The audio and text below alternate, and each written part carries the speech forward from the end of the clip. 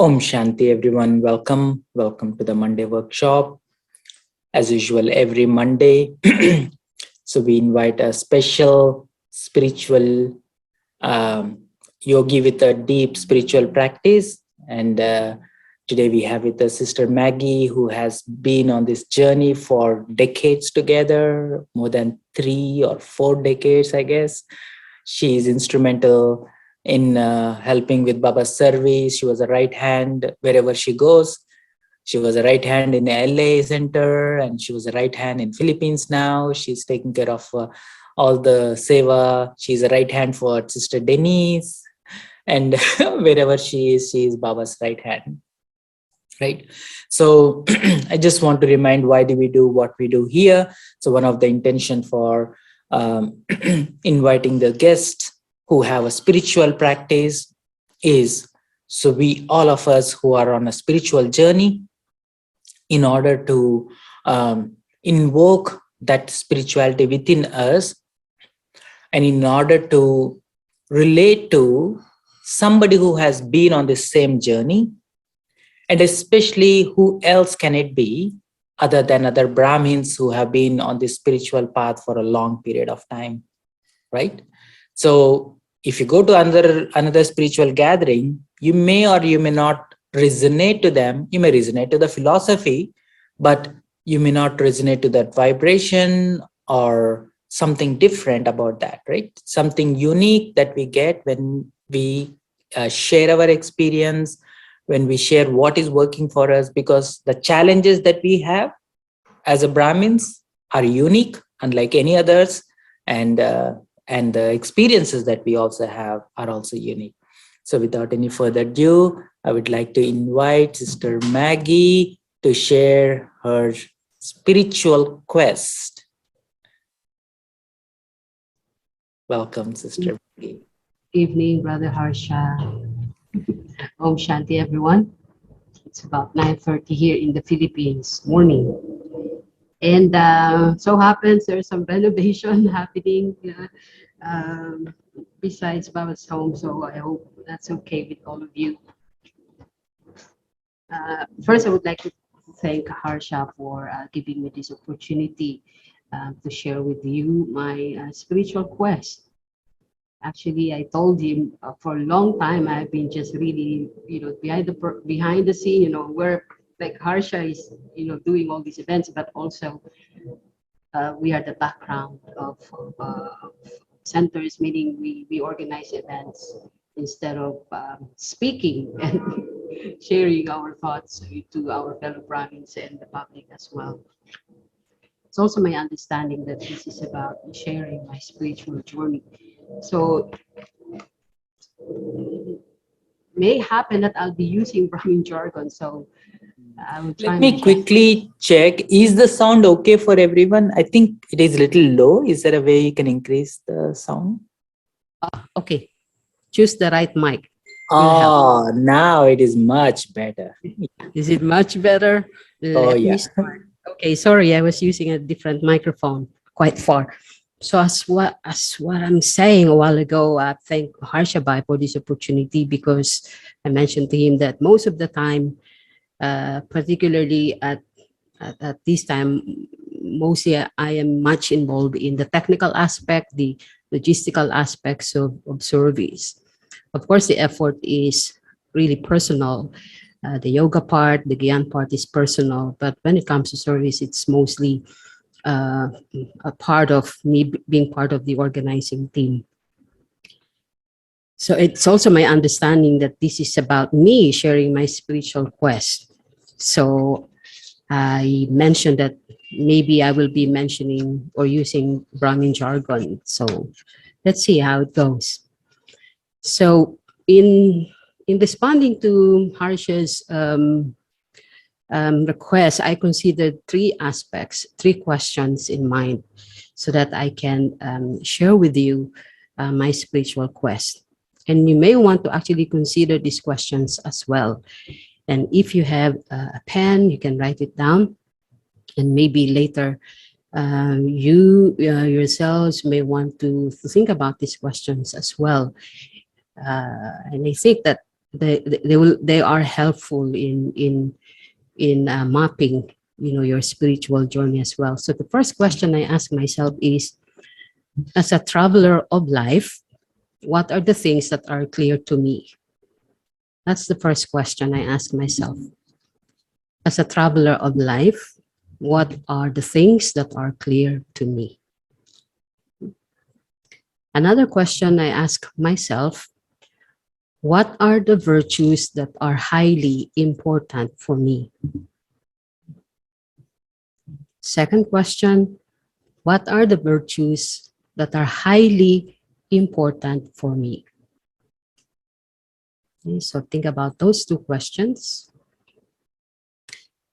And the third question I ask myself is, with all the ups and downs, what makes this journey worthwhile for me? So 3 questions you may want to consider as a traveler of life. What are the things that are clear to me? And it may be like clear to me now. Another question is, what are the virtues that are highly important for me? And number 3 that I've written here is, with all the ups and downs, what makes this journey worthwhile for me? So in this session, I'll be sharing my work with Sister Denise, because that's quite a long time ago. I'll be sharing a bit, mostly that, because I am still at the present working with her, and then very short with Sister Gita and Sister Hema as well. And then along with that are the list of learnings that I learned. And then we'll go into meditation commentary that I really love, that I heard from Sister Denise long time ago. And I will also share with you one aspect of my letter of conversation with Sister Denise when I have some questions about my journey. And then we'll go into meditation as well. So I came into Guyana much early in my life. I was 18 years old. Actually, I heard about the Brahma Kumaris when I was 16 from my sister, Lokik's sister, who passed away in 2018. But she was the BK first in the family, and then me. The first shift in my journey before BK is actually as a person, as a young age of 12, really being aware of what's happening around my surroundings already at that age. I was already becoming socially and politically aware about the condition of my community, the school, and then going to high school, wanting to see and to understand what's going on in my country in a larger scale. And then from that, hearing Guyana at the age 16 and learning more about the Brahma Kumaris from my sister, who at that time was just starting to study Raj Yoga, and then coming home and then telling me tidbits of what she was learning at that time, like about the soul, and about, I remember one time she came home and she was so happy to learn about the drama. And I was, as a young person at that time, these two was actually playing in my head, karma and drama. And the more I think about it, because coming from a socially, politically aware young person, and then hearing about drama and karma and drama, was trying to reconcile these points of knowledge from Baba's Gyan, which is quite deep, because it really encroaches into the deep philosophy of the teachings of the Brahma Kumaris. So it's not just simple 2 words, but I was weighing in, so there's karma and there's drama, it means there's hope. I was spinning on that. So there is hope for the poor people, say, for example. So there is hope for everyone. So there is this and there is that. It's all positive for me. And so at a certain point, I said, this makes sense. As a young person, I was thinking to myself, this actually makes sense. These 2 points, they come together, this karma and drama come together very, very well. And so the second shift for me was from wanting to be, from being involved in the community in a socially and politically aware manner into shifting into spirituality and observing the Brahma Kumaris for 2 years and really trying to understand who are the Brahma Kumaris, what are their programs, attending their programs, but not yet joining the Brahma Kumaris and taking the course formally. I was actually observing the principles, the maryadas of the Brahma Kumaris as a young person, and trying it on myself, actually doing it myself, shifting from non-veg diet to vegetarian diet on my own, not eating outside, all these maryadas and principles that we follow in our spiritual lifestyle in Brahma Kumaris. If you're not yet into this practice, deeply into the practice of Brahma Kumaris, we follow certain principles that help us in our spiritual journey. And so when I joined the Brahma Kumaris, observing the principles, trying it on myself, and more, telling myself, this actually makes sense. This work, these teachings, the lifestyle and everything actually make sense. And when I was contemplating more on this, and then wanting to think about how do I actually make this adaptation relevant to me, say for example, and I thought that shifting to spirituality at that time is the best response. It's the best approach for me as a young person at that time, at the age of 18. Of course, the tidbits was that the Prakash Muni was coming to the Philippines in 88. And my sister, who was then became a Santa Nuwasi, wrote me a letter saying that Daddy Kumarka is coming. And so if you would like to join the Murli in the class, you have to take the course, formally take the course. Because at that time, I was already observing the pictures. I was just really looking at the picture of Daddy Kumarka, and I was really so drawn to the energy, of Daddy Kumarka. And so I took that opportunity, reading her letter after 2 years, saying to me that this person is coming, great soul is coming. And I took the course. So when I took the course, it was already like just really formally joining the Brahma Kumaris, because I was already doing Amrit Vela. I was offering Bhog to Baba. I was doing all this work already on my own. And I was shifting. I was actually already studying the Murli, because she used to have copies of the Murli, but just everything is on my own. So when I joined the BKs, it's just really just formally joining the community. So that's like 4 years of my life in the Philippines as a BK. But I met Sister Denise actually in 1992 in Los Angeles. I was, prior to that, days before that, I was actually in Madhuban.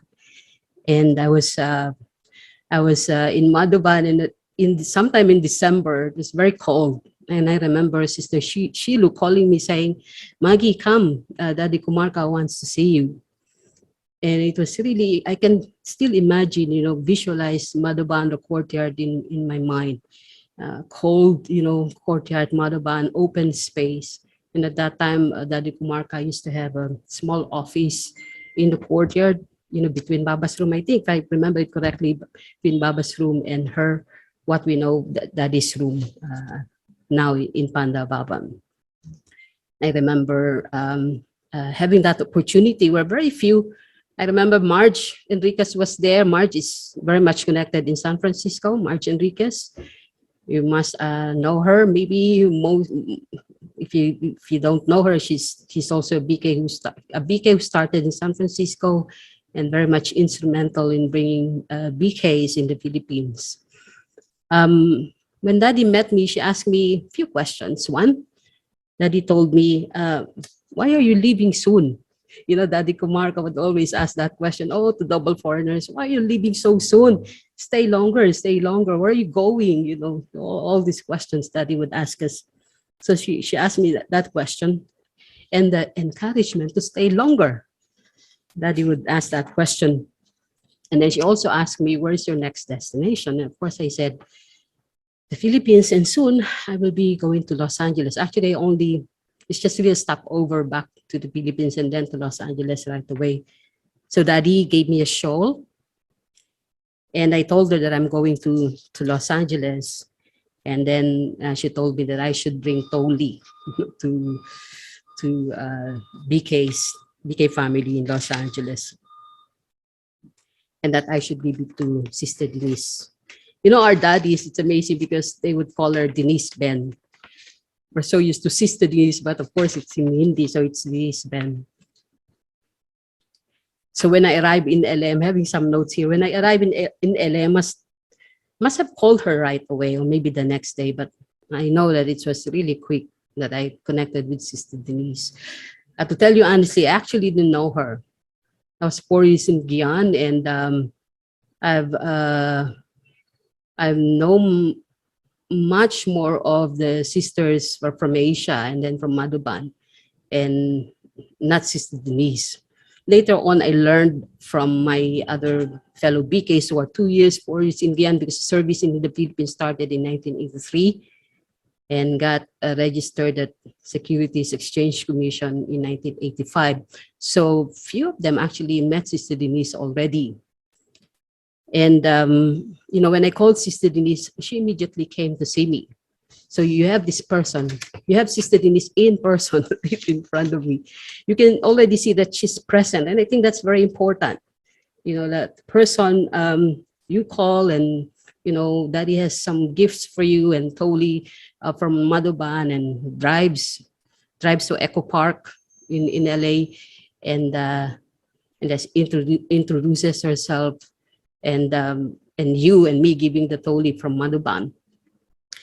And, you know, that's very important, you know, to be present. So I'm already sharing with you some of the learnings. First learning is that you have to be present, really. And it's very helpful to be there, you know, in person, and show up, and meet, you know, someone who is actually new to you, or you don't know yet, or something like that. So it made an impact to me as a young person, and also relatively young BK, to actually have her right in front of me. And then already she started to tell me about the center in Hollywood Boulevard. Some of you don't know Harsha, you know the center in Hollywood Boulevard. I'm just looking at, and some of you must have been there. Sister Sukanya has been there. It's very familiar to us. You know, later I learned, quick enough, I learned that I have been listening to her meditation commentaries before Gyan. If you're familiar with meditation commentaries of Sister Denise, I mean, she came into Gyan in 1974, if I'm not mistaken. And I met her, maybe she's about 44 years old. And before 50, she's now in her 70s now. We're about 20 years apart. But she's done so many things already. And I'm sharing with you these commentaries because in comparison to what I'm hearing now, the earlier commentaries are very much Gyan-based. It will really teach you how to connect with God. It will really teach you what the soul is, and the drama, and the cycle, and karma, the powers. And I really love in particular, the meditation commentary on the sweet conversations with God, because I learned to talk to God by just listening to that particular meditation commentary. Sister Denise, at that time, has done so many things already, and guided by Daddy Junkie. because you're in California, so you very much know the history of Sister Denise and Sister Chandru, from the beginning of time, doing things together. Great, great, great work. She's already done, when I met her, she's doing Addiction Network on TV, a series of interviews, collect audio commentaries available to the public and BKs alike, Raj Yoga sessions on public network cable, regular public programs at the center every Thursday, a regular Murli, reading to new students on Tuesdays, regular program at Cry Help. And there's another one, can't remember right now. She goes to Seal Beach for a public program every Sunday. We used to go to Thousand Oaks to meet a group of Cindy's and others organized by Dr. Ash Kamnani. We used to go to the place of Nina Baswani, whose parents are instrumental in starting service in Hong Kong. She used to do public address at the Theosophical Society. And on top of this, okay, her expected duties as, for example, reading the Murli, sustaining BKs, non-BKs, BK close contacts. I'm telling all of this because at that time, all these are making good impressions on me as a young person. It was actually inspiring me in so many levels. Because at that time, I was interested in improving my understanding of Gyan and being able to remember Baba in a straightforward manner, devoid of devotional diversions. And I was able to, wanting to really remember Baba as a supreme being of light. Okay? And absorb Baba's energy and go on my way during the day. I was really interested in, we have so many things that's happening during the day, but what's important really is, am I able to sit down and connect to the Supreme Soul during the time that, in the early morning hours of meditation, or during the day when there's traffic control, or during the day, basically, am I able to do that? When I met Sister Denise, I decided, this is before being center, I decided I will go to the center and do Amrit Vela at the center. That means leaving the house maybe at 3:15, take the bus at Sunset Boulevard, and attending, being able to join Amrit Vela at the center. And Sister Denise used, after Amrit Vela, Sister Denise used to, I was able to take a nap, behind the center, there's a space where you could actually take a nap or rest. And is where people gather. It's a garage actually turned into a sitting area or a meeting place. And Sister Denise used to bring me blankets and make sure that I'm resting or napping comfortably, sustaining this one soul, But there are actually quite a few of us during that time at the center or attending Murlis at that time. Amrit Vela at the center is actually quiet. It's quiet, meaning there's no music. We don't really play music. Now you sit in Baba's room, and then you leave after observing Sister Denise. Again, as a young BK, as a young person, I'm also observing, what others are doing. For example, Sister Denise wakes up, she's awake, sitting on the floor, sitting with straight back, and just really be very quiet. And that's our Amrit Vela, very quiet. Sit in Baba's room, Baba's translate. And just sit there. I can still imagine and see that, in my mind's eye. Yes. And I remember one time I said, how do you meditate? How do you remember God? And she said, I remember Baba as a point of light. No influence of music or songs, whether it be English or Hindi, none of that. And then later, what I learned from her is that she said, when you say point of light, we're talking about the form of the soul. That is not the soul. That is actually just the form of the soul. So I took that in because I'm learning, I'm learning about these things.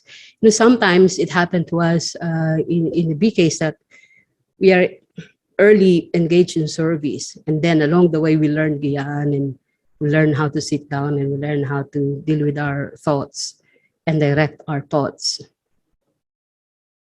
So she said to me, soul is energy. Of course, we learned this, first day in our Raj Yoga course. But it's so gross in the sense that it's just really in our intellect. But to feel it, to really feel, experience the presence of such subtle being, is something else.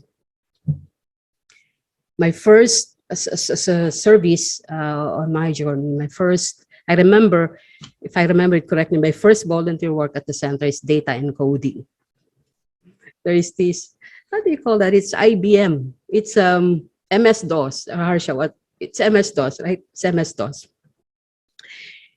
At that time, you're familiar with the black screen, it's just black screen and no windows yet. At that time, Sister Denise was the treasurer of the BKWSO in US.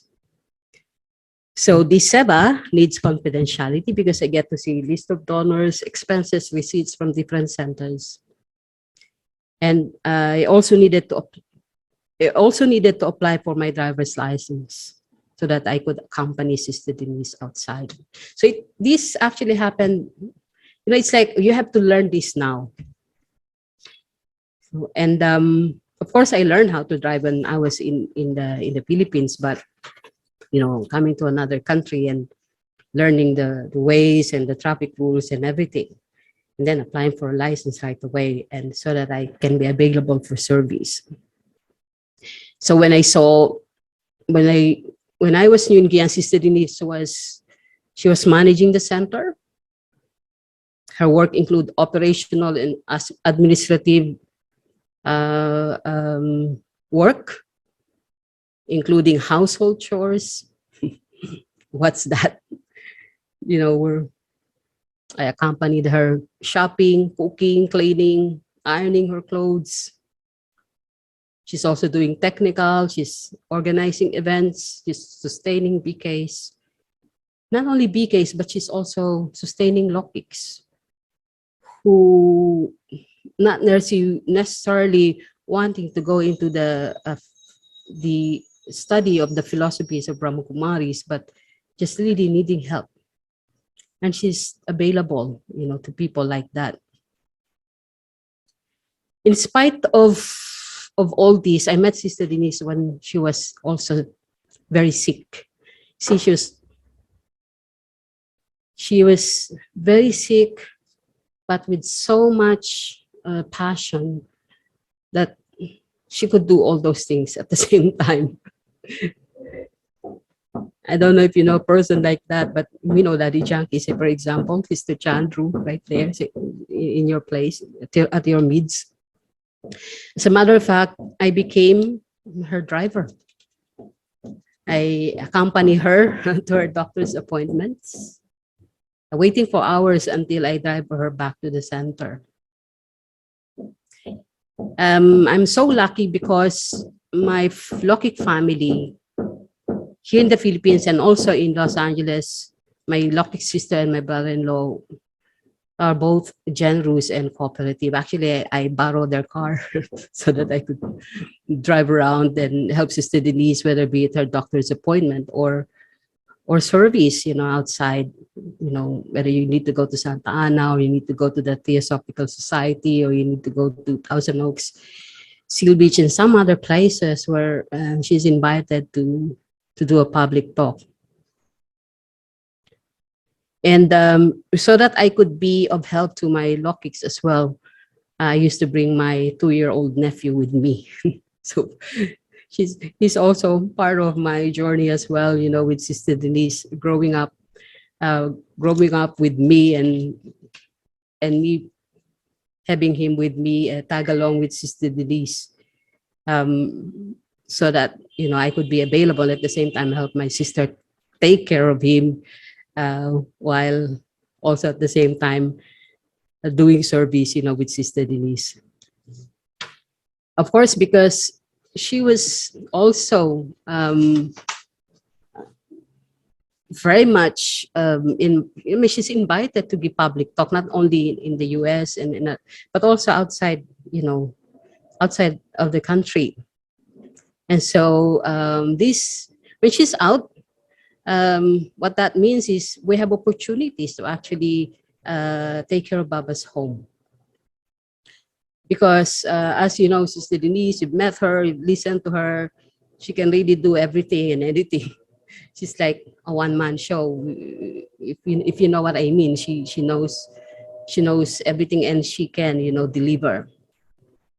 But when she's out of the country, then our duty, including Brother Dennis, Harsha, I remember Brother Dennis Hebert, Brother Dennis by Dennis and myself used to be able to read the Murli. And Dennis would take care of the Thursday public programs, and I will take care of the sustaining BKs, or those who are new and just really took the course and just beginning to understand the Murli on Tuesdays. So we have that opportunity, and we'll go out and do public talks, and vice versa. I would go to Cry Help. I would go to, we'll be able to attend to her public talks, and we have all those opportunities. And Dennis, by being so yuk to yuk, because when you are at the center,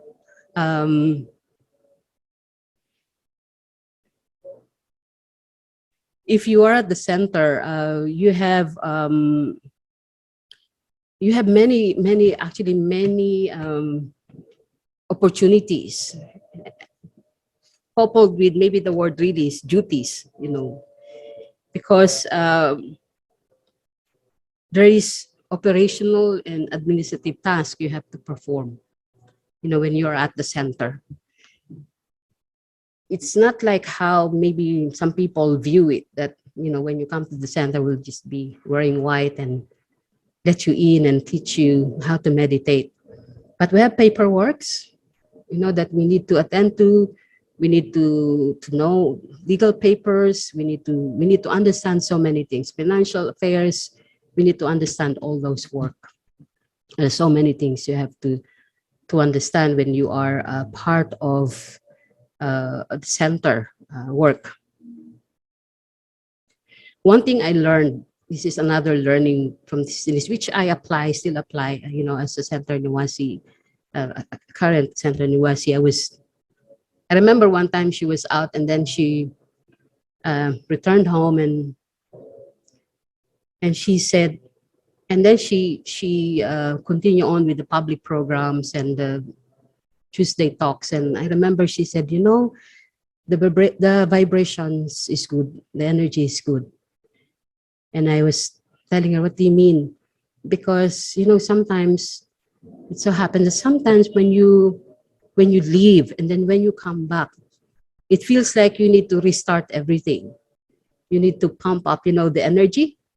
So Center Niwasi's, center residents, we have that sense of duty to actually keep the energy up. Because how do we serve really is when people come to us, they feel that energy, that spiritual energy, and they pick that up. And so when, let's say, your senior is out, then it should not be that the energy is also down. It should be at least, right here, if not even higher. So we need to be able to keep that up. So that's one thing that I learned from her in my journey, as a volunteer and as a center Niwasi. I also learned from her the importance of really keeping the journey, the balance of taking care of the soul and body. You need to be able to balance this. Maybe not balance, but you need to be able to infuse some kind of sustenance, to your physicality as well. And then of course there is the soul. Um, our luck at that time, because if I don't know if some of you at that time been to the Los Angeles Center. Behind us is just really, there's a pathway going to Hollywood Hills, and you can just really go for a walk after the murli or after breakfast, and that would be, you know, to energize your body, to keep you healthy. And if you keep going, if you keep walking, you might even, you know, end up in near the Hollywood sign. And I'm saying all these stories because I'm not just really recalling all of them. And then if you go for a walk longer and longer and longer, you might end up near the observatory. That's really, really, really a long walk. And Sister Denise is a fast walker. You have to keep up with her walking, you know, wearing a sari, walking, and keeping the pace, because you need to keep your heartbeat, you know, so that you're actually burning burning fats or calories, you know. You're not just slowly walking, but the intention is to actually keep the heartbeat running faster, such an extent that you're becoming healthy. Sister Denise can speak and walk fast at the same time. So it is, I have so many opportunities of having Gyan conversations with Sister Denise, really a lot of opportunity. But I really love my childhood days because at that time, Sister Denise took us for picnic, meditation at the beach. She played badminton with us at the Los Angeles Crest Mountains.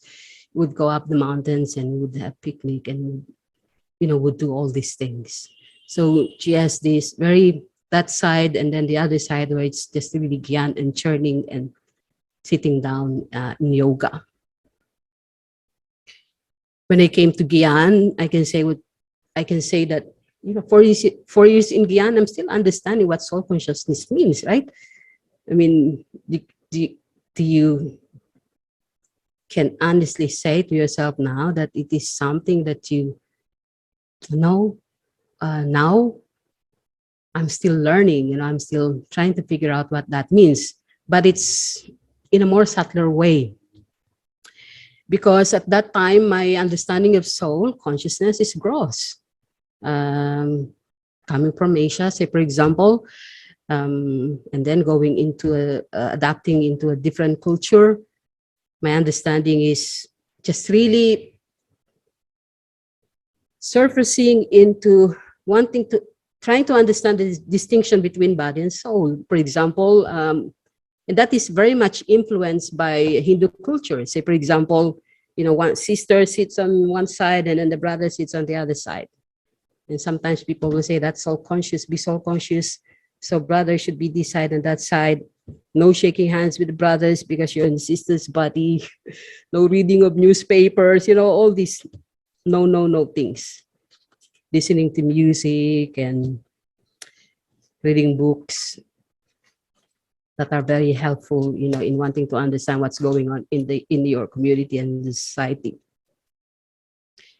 But you know, Sister Denise has a bookcase of books of various influences and topics in French, in English, in German, in Spanish.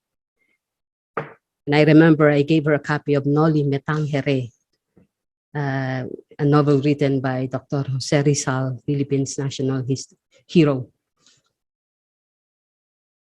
I met many BKs, my age, the so-called, we are called the Generation X. And so we're mingling with, you know, the Generation X, the baby boomers, and then behind us, the millennials. But I met BKs who were and are social political activists. And then coming to Baba and understanding, you know, Gyan. I remember meeting Kyle in Los Angeles, Sister Denise, Sister Joan, you know, all these people, Sister Lucy, all these people wanting to contribute to the society, for the betterment of the society and your community. Much of my learning, I I attribute to, I was thinking about three images, in my journey. One is calibration. I really love the word, I love that word, calibration, to calibrate. That I'm able to carefully have a precise use of application. This is defined as that in appeal to whatever is that I'm doing. When you're driving and you're gearing more to the left or to the right, then you go to calibration center and let them fix your tire or have it calibrated. Otherwise, there'll be much damage. So I do apply that, image, that in a sense, that system, to myself, so that I make sure that my journey is, moving okay, moving the right direction.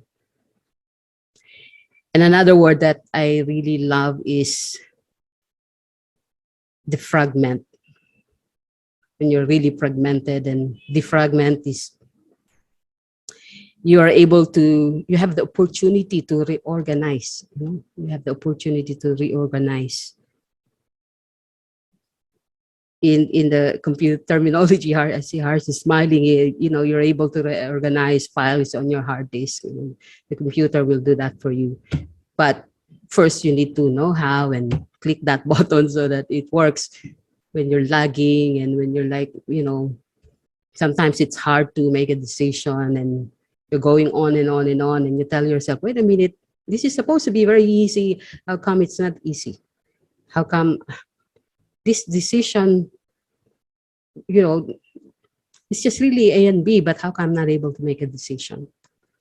So it's time to kind of like check, what's happening there. And I like that image a lot.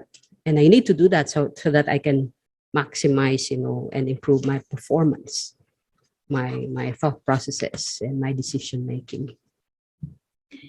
Denise used to talk a lot about the gyroscope, and I love that image as well. I love that image. And if you have that, so that no matter what's going on, inside you or outside you, you're just like, you're stable, and whether it's turning left or right, it's just really what's outside you that's actually turning left, right, going up and down.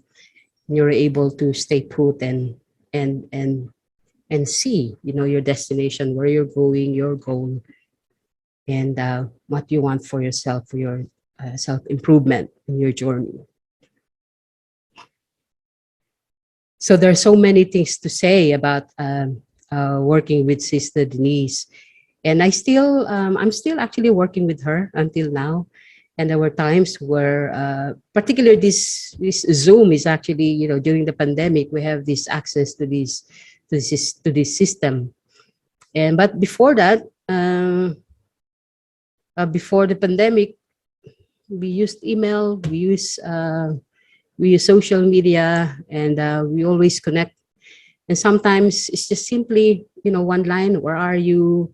What are you doing now? And then she would just really reply and tell me what's happening in this country, what is happening in that country, in particular parts of the world. She would send pictures and tell me what's going on. And I'm really very much interested, because sometimes when I listen to her stories and when I listen to her sessions, and let's say when she's in Spain, she's in France, in Africa, in some other parts in Southeast Asia, it's like you're traveling with her and you're getting to know the family as well. And what BKs are saying, at that particular part of the world, what kind of spiritual progress they want for themselves.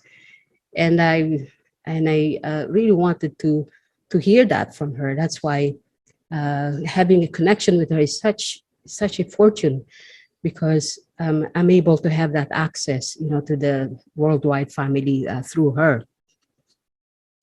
Sister Hema, when Sister Hema came to the center, actually I was in Madhuban, if I remember it correctly. When I came on, Sister Hema was there, and it was one time, one of the learnings I would like to share when it comes to my relationship with Sister Hema. One time I went to Sister Denise, and Hema would also go to Sister Denise.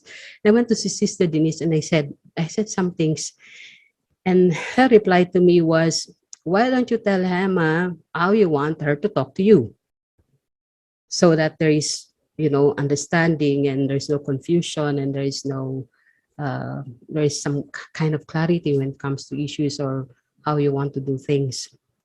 That was her reply. Tell her how you want her to talk to you. Why don't you try that? And I said to myself, okay, why not? I'll try that. So that it means I can talk to her directly. I can tell her what to do, how to approach me, and so on and so forth. But you know what I did? Of course, I did not tell her, this is how you should talk to me, so that I understand, what you're saying, what you want, what's going on. What I did was, instead of that, because I was trying to figure out what's Sister Denise's message to me, I said to myself, oh, I think what she meant is observe. Observe what's happening. And my translation was observe her sanskara, how she works, how she deals with people, how she makes things happen, all these things. And so I made that a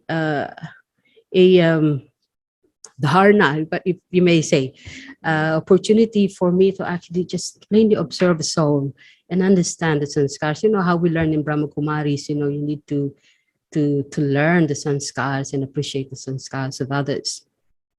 And so when I did that, I saw a beautiful soul.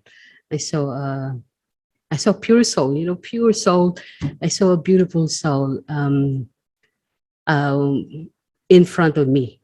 And that actually made me work with her really, really well at the center, because Sister Hema and I have different work opportunities, because Sister Denise, as you know, decided that she will no longer be coordinating a center, but instead be available for giving lectures instead of running a center. And at that time, Los Angeles was also changing, and Sister Joan, who used to own the center, she decided to sell the place and move to Oakland. And here we are. We have Denise by myself, Sister Denise, and Sister Hema with us. And I remember that time where Sister Denise, Hema, and myself are in the kitchen standing, instead of sitting around the table, we're standing and trying to make a decision. And Sister Hema saying, Daddy Janki said that if there's not going to be a service happening here, then I should return to London. And I said, no, Sister Hema, we will continue service here. I think I took that opportunity. It was a very quick decision to actually step up and say, no, we will continue. I'm working. I will contribute. We'll find a place. We'll rent somewhere, and we'll continue service in the Philippines. And in Los Angeles, continue service in Los Angeles that way. I think I didn't realize it at that time, but it was like a moment of stepping up for me. And of course, Dennis was there. I was also thinking about Dennis, but at that time in that conversation, he was not there. So it's just so timely that Sister Hema and I stayed in an apartment for 1 year, and we took Baba service, for 1 year in an apartment, and all of Baba's things. Most of Baba's things, we asked my sister, lucky sister, if we can use her garage and one room to actually put all Baba's things for 1 year in their place. And as what I said, they're very cooperative, and they allowed us to actually store Baba's things in their house, in their Lokik house. I'm not sure, but what is the time? Oh, it's 45 minutes now, almost 45 minutes. I'm talking, Harsha, is it? Yeah, it's good. It's good. Journey. Good. Yeah. So for me, that was a journey, part of my journey of stepping up, and we saying, okay, Baba, we will do this. We will continue on and move forward, press on. And we did a lot of service in that small apartment, with Sister Hema. being at the helm of service at that time. Um, and when I met Sister Hema, it's also her story of courage, because she was, two things happen when you come to Los Angeles and when you're new. And it also happened in Sukanya Ben, with Sukanya Ben and Hema. At that time when she came, Denise was invited to join a television interview, but she couldn't make it because she was sick. So Hema has to step up and join that TV interview. And when you go there, they put makeup on you, and so you look good on TV. And Hema was like, "Oh, okay, you have to say yes." And so she did. And she was courageous that way to actually step up and fill in the shoes of Sister Denise at that time. And it also happened one time with Sukanya Ben. I remember meeting her for the first time. She came to LA, and there's a brother, Art Bai. I remember Art Rastiga. I don't know if Sukanya remembers him, but I remember we took her to the public TV, network TV, public cable TV, to do a recording of a program, because at that time we needed to make sure Raj Yoga series is actually happening on public network, and you need to keep that going. Otherwise, and at that time, Brother Art also decided that he would take some lessons and get certification so that he could produce um, uh, programs like that on public network. So Sister Sukanya also stepped up and actually did that recording. And then after that, we were just telling her, how wonderful the session was and how good the session was at that time. So stories of stepping up, I've seen it in Brahmin life.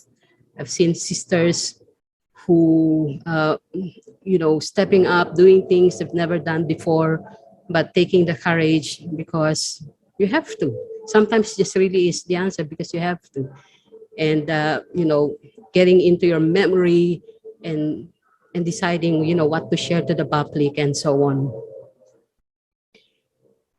When my time with Sister Gita is already a known personality to many of us in Los Angeles.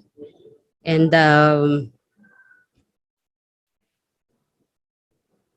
my learnings with Sister Gita is the importance of being part of a larger community, particularly, literally the larger community, particularly Madhuban, because it was Sister Gita who really took us, not only me, but the LA family closer to the daddies.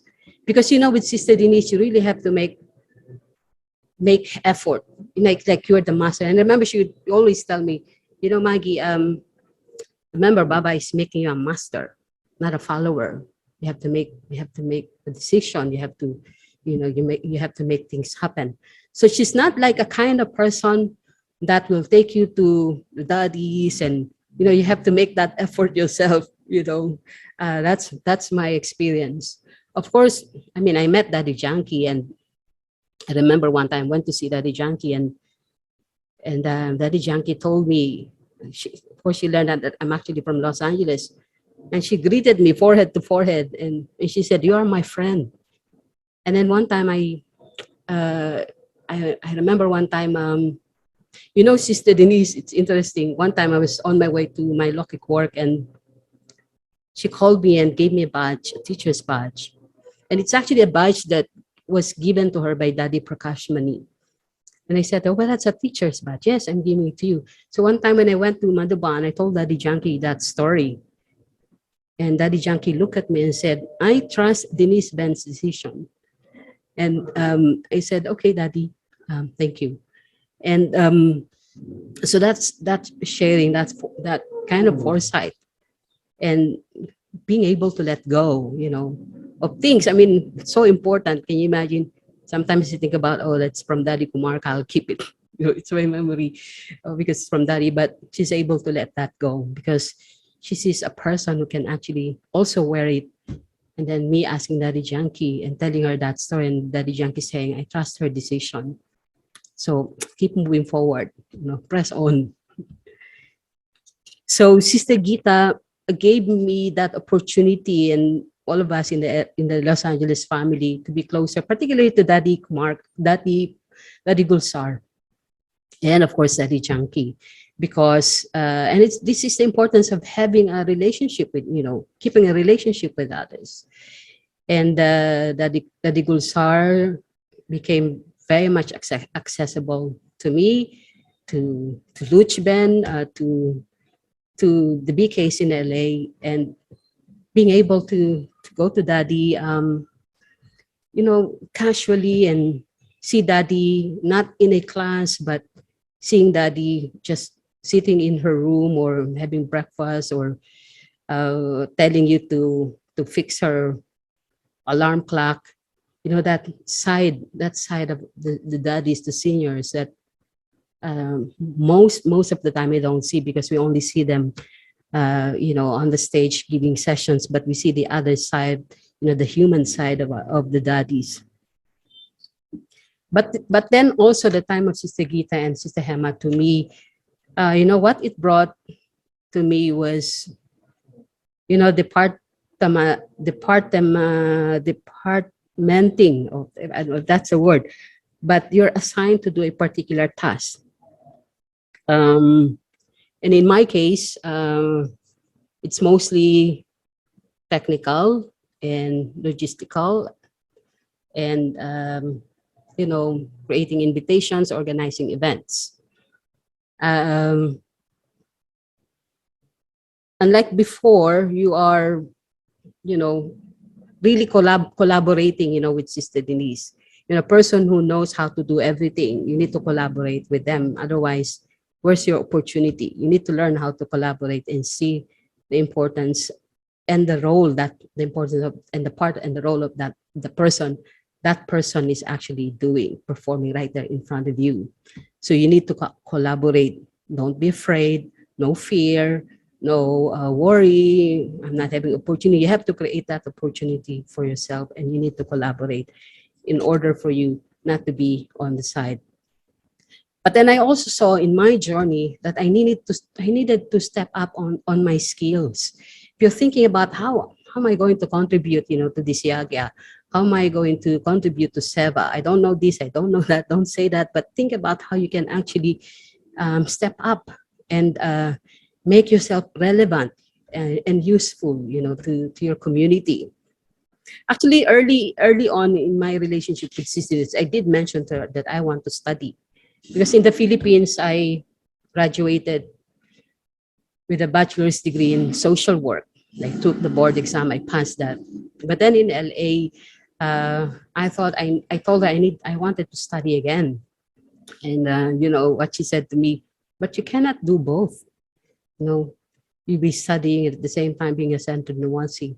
And then later I was also doing work. So I set that aside. But then after, I think, 8 years, or during the time that I was already working with Hema, I put that idea again. I think I wanted to study, and Sister Hema supported me. And she said, yeah, go and study. And so I said, when I finally enrolled, I remember Hema was saying, you know what, I think I should ask Sister Jenny first. But I already enrolled and got a bachelor's degree in computer information system. And that made me relevant, to the work of the BKs at that time, because we're shifting more into technical. We want a better flyer. We want a better this and better that, using current technologies that's actually available, in our midst. It's no longer, going to the print shop and then printing flyers, but making it more online and making it more relevant and apt according to the needs of the community. But then it also brought me a lot of love from the Matajis, during the time of Sister Hema and Sister Gita. I remember Sharda Mata, I remember Indira Mata. So in that community and in my journey, I've experienced so much love and support from them as well. Whenever, it's same thing with San Francisco in LA, when Daddy will say will be with us, Daddy Jackie, Daddy Gulzar, or Sister Mohini from New York. You will see Matajis coming from different parts of US, Texas, and some other parts of US, and lending their helping hand. And you will see them, making things from scratch, flour turning into chapati, uh, uh, and so many delicious things.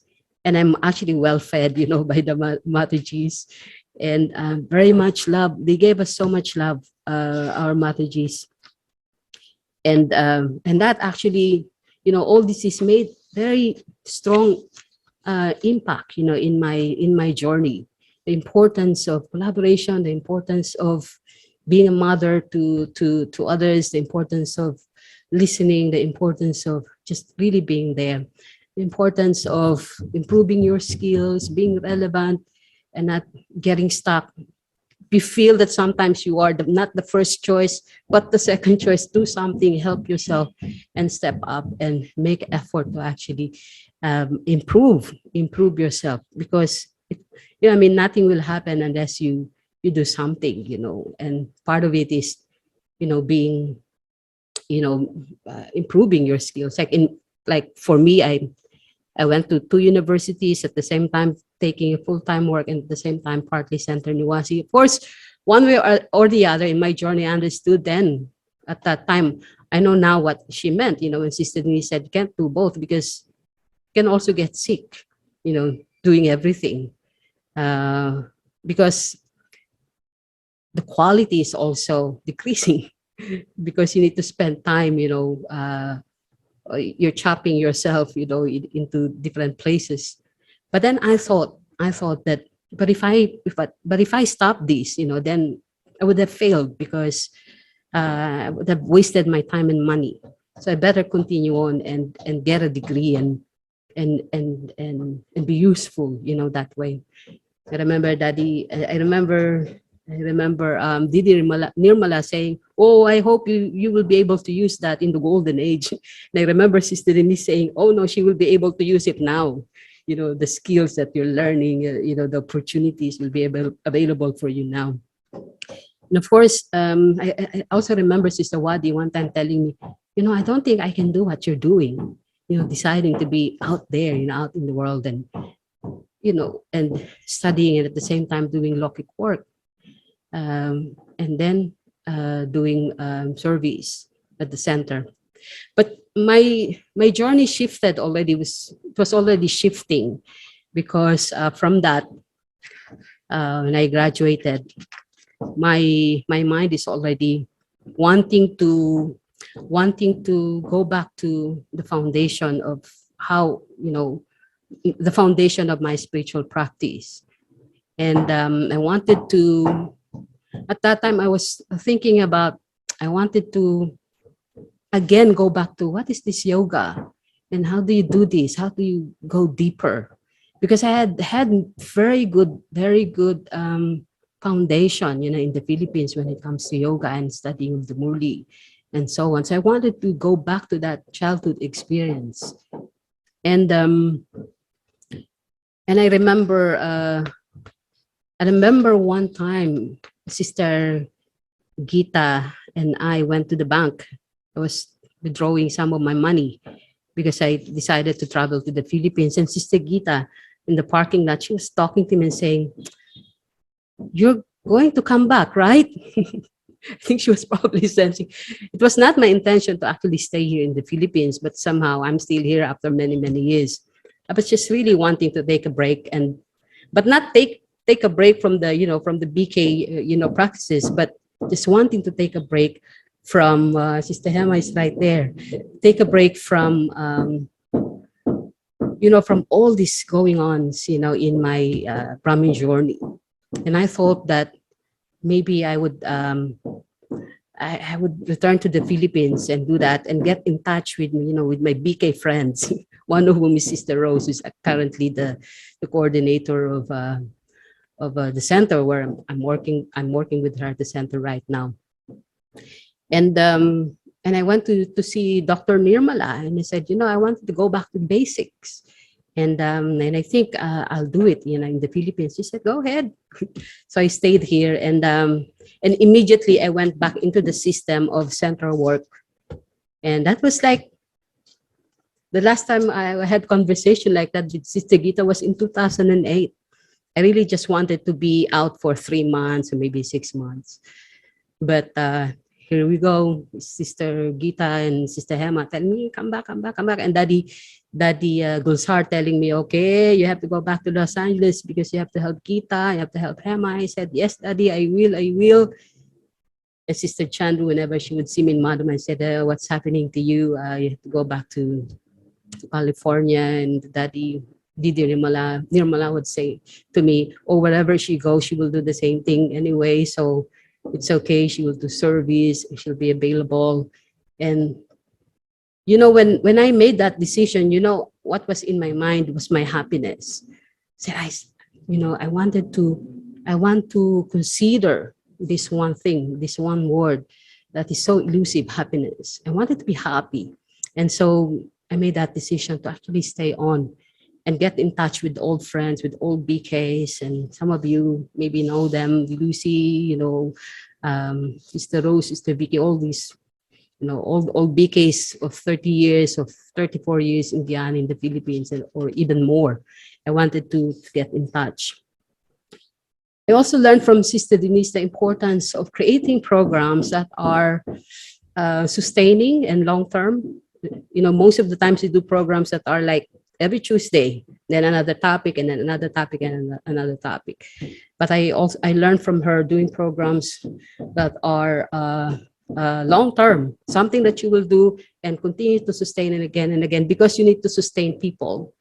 You need to improve and help them in their thought processes, because this Gyan is about that, being able to help them in their thinking, in understanding Gyan. But if you're only giving them 1 hour and then totally after, and then the program is done, then what's next? One of the programs I remember she's done, along with the regular program she's already doing, was a conversation, with women. And you have to be economical, in doing all these things too, but at the same time present the program and Baba's presence and serve and center in a nice way, but being economic at the same time. And you have to find a way not to burden yourself too much with the physical work or laborious work of cooking and so on. So one she figured that we can serve, you're inviting VIPs, great women from your community, and serve them potatoes, baked potatoes with salad and cream on top, some cream with the dill and so on. And you'll do the same thing again and again and again. But present it in a nice way and give them a nice input, nice conversation. I remember one time Sister Muhini was with us. Sister Denise used to do this and gather women, and some other guests would come and join us at the Los Angeles Center. And I remember Sister Muhini saying, so I hadn't even think about it, that you can do a program like this and only offer baked potatoes and salad, and not spend so much money, and giving so much, emphasis on food, but just really serve them very simple food and give them, good gyan, good spiritual input. And that is the most important thing. So as what I said, that help from Hema, help telling me, okay, go on, you can study, help me decide, to actually improve myself and be more apt in my education, in my technical work. And of course, most of it I used in BKs. I did work. I also started my own business, just personal business. But most of my dedication and my life and technical expertise are actually shared with the Brahma Kumaris now here in the Philippines. But what I learned, what I learned long time ago, we cannot apply now. So different, so fast. It's so, so way up there. Everything is actually available for you, in just one click. What I learned then was, you have to create everything, from scratch. You have to create your own program. You have to, programming is not easy. And you can get paid high for that. But now everything is available. So much templates you have to use for Baba service. It's just really is available. But make yourself available. That is the most important thing. So I've been sharing actually many learnings. I hope you're picking up some ideas, from my spiritual journey. And here are some of the things, maybe to sum up, some of the things I learned, from the three sisters, Sister Denise, Sister Hema, and Sister Gita. I listed some things. I think we're going towards the end now. One is ask questions, ask good questions. Ask your questions, not someone else's questions. Okay. It really happens. I've seen that even in Brahma Kumaris, someone is asking a question. And I said, but you already know the answer. Yes, but I'm asking for someone else so that I can tell her or tell him the answer. It doesn't really work that way, because sometimes, when this is what she said or what he said. And I think this is something you can apply. Actually, what you're missing is the history, behind that person's condition or situation. You don't really know. So it's not like one size fits all and you just dump the answer. And so it's better you ask your questions and get clarity that way. Another learning I learned in my Brahmin journey, which I learned from Sister Mohini from a long, long time ago, is the importance of recognizing that you are improving, and also vice versa, that you're sliding. What one time she said, well, you've been meditating for a while now. You should be able to know if you're, gaining powers or not. You should be able to recognize that. And sometimes we always ask the question, how's my discernment power? Am I becoming more, what is tolerance? You still ask these questions. But if you're actually in this journey, you should be able to at least have a sense of what's happening there. Am I gaining? Am I sliding? And recognize that, particularly that you are improving. Another one is do not be uptight, particularly in programs. Definitely do not be uptight. But it's important to respect, particularly if you have invited professionals, to join your events. You cannot treat them like, we're all equal and, no, sorry. Yes, I asked for your opinion, but I will not respect it because anyway, Brahma Kumaris do it this way. So if you have invited, I've learned this from Sister Denise a lot. If you are, if you invited a professional, you must respect them and give them, the right attitude. Sister Denise would always tell me that you need to be 2 steps ahead in the things that you wanted to do. Whether be it, your Brahmin life or your, Lokik related work, be 2 steps ahead. I remember one time I said, Sister Denise, I will do this live streaming. And she said, yeah, you do it. It's very easy. And she said, okay, I'll do it. This is, before all the Zoom, we're just dealing with Facebook and some other applications. And she would say, yeah, Maggie, do it. Because it's very easy. And later on, I learned that I have to teach her how to do it herself. So I was inspired by her to be 2 steps ahead, learn this application, learn this process, and finding out that, okay, now Sister Denise, I'm going to teach you because, but she's good at encouraging people. You can also say yes, but be honest if you need help. If you need help, you don't have the skills, we have the tendency to say yes, but we suffer because we don't know what to do, and then everything else suffers because you said yes, but you can also decline. What we learn, you can say yes, but you know what, I need help. I think somebody else can actually do this better, or I can collaborate instead, I can cooperate instead.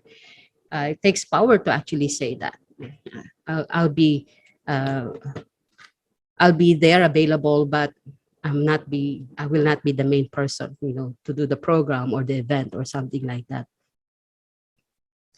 Another one is endurance is the key. Okay. Recognize the part and role of your service companion and be supportive. Step aside if you know it is not for you to do certain things. Do not, like, sometimes we have the tendency to present ourselves. We're like the The idea of all-rounder is different one, no? But the idea of all-rounder in terms of I will do everything, it's not gonna work because BK is about family and collaboration and community. It's not just one person doing things. You can also, I learned, is to clarify in cool and calm manner so that you have clarity about what's going on.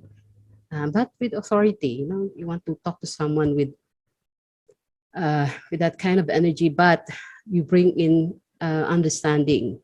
Ito yung sinasabi na, sorry, I'm going to speak in Tagalog. This is what we're talking about when we were dealing with fake news, say, for example, or we're dealing with, negativity, but you can actually deal with it in a cool and calm manner.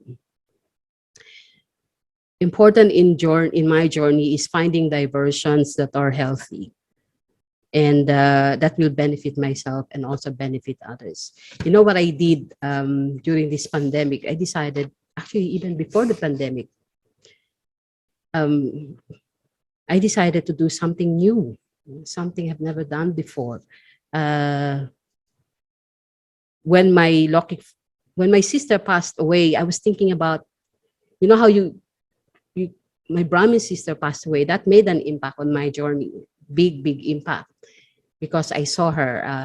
She was the one who brought me into this gyan and into this spiritual journey. But when she passed away, I was thinking for myself for a while, am I actually grieving? Because I'm finding myself slowing down, but still working. You're still productive, but mentally, you know that you are slowing down. And I admitted to myself internally that I think I am actually grieving. I was thinking about that particular loss, in my journey, a company in my journey. And then when my year after that, my lucky father passed away, I was thinking about I need to do something new to actually help myself. So I decided I will do vermicomposting. I decided to do that. And then during the pandemic, then it's my mother who passed away. These are all very important soul, in my journey because they're all very supportive. You're lucky if you have supportive family members, in your journey. And I said, okay, Sister Rosa, who's the coordinator of the center, I said, I'm going to do something new, something I'm not done before, but very beneficial to me and to others. I will learn hydroponics. And I'm doing that still now. So we're eating fresh vegetables, fresh greens, fresh, everything fresh, so that I'm actually helping myself and at the same time providing food security, for us here at the center level. And we can also give fresh goods, greens to our BK friends and BK companions as well, and centers as well. So I decided to do something like that. I also learned in my journey and my 3 family members passing on, it's very important to actually help others in need and to be present. And sometimes people will come to you. We're BKs, we learn good karma. What is this Raj Yoga? Good karma, you help someone in need, you help someone's life. You be available, but sometimes we doubt ourselves whether we will help or not because we question our karma, the purpose of our karma. But actually, it's positive karma to actually help others who are actually in need, save someone's life. It's actually really positive karma, and not to doubt that. And I noticed in my journey because when I saw other BKs having their loved ones passed away. In the beginning, I was just observing them. Sometimes you can say, be strong, everything will be okay. Then it happens to you. And then I realized what I miss is actually kindness. And if you can be available and really be with that person and just listen, because they will start to tell stories, many, many, many stories.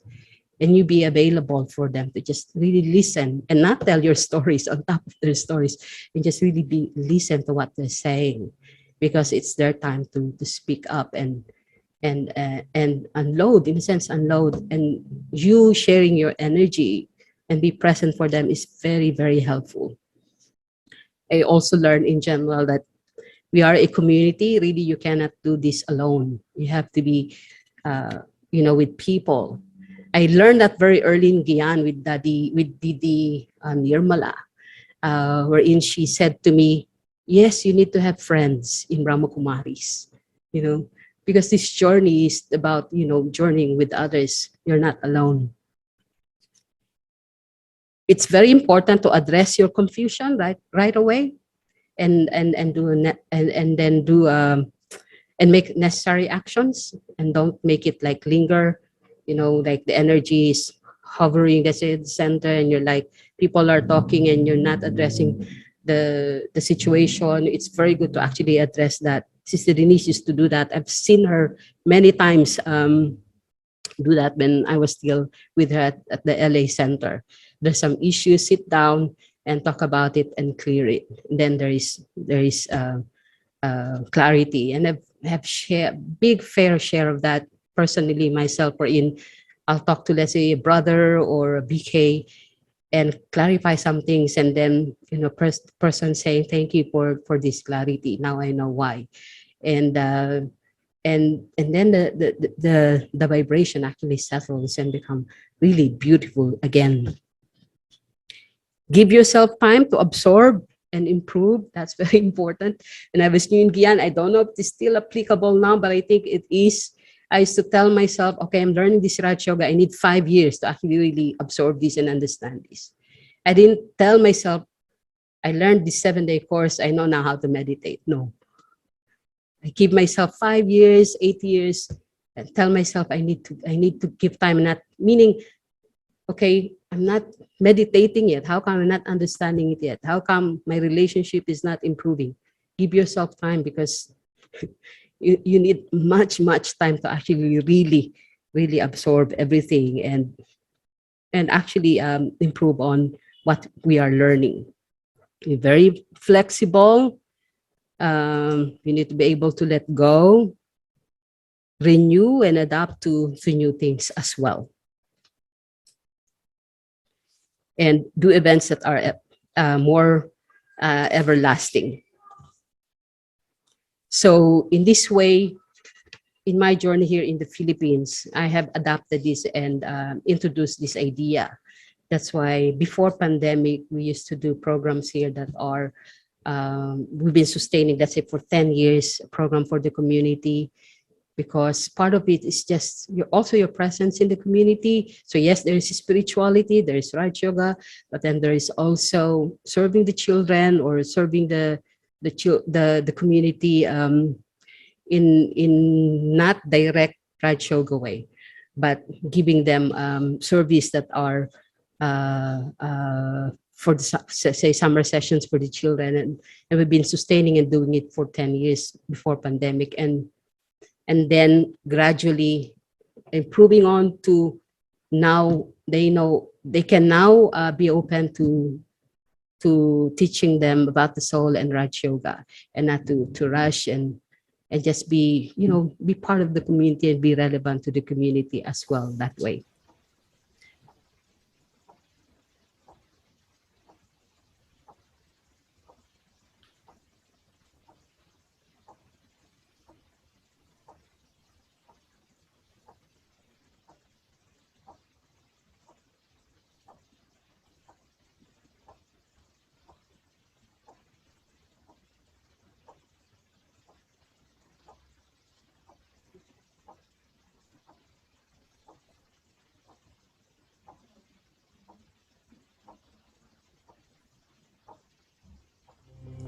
Om Shanti.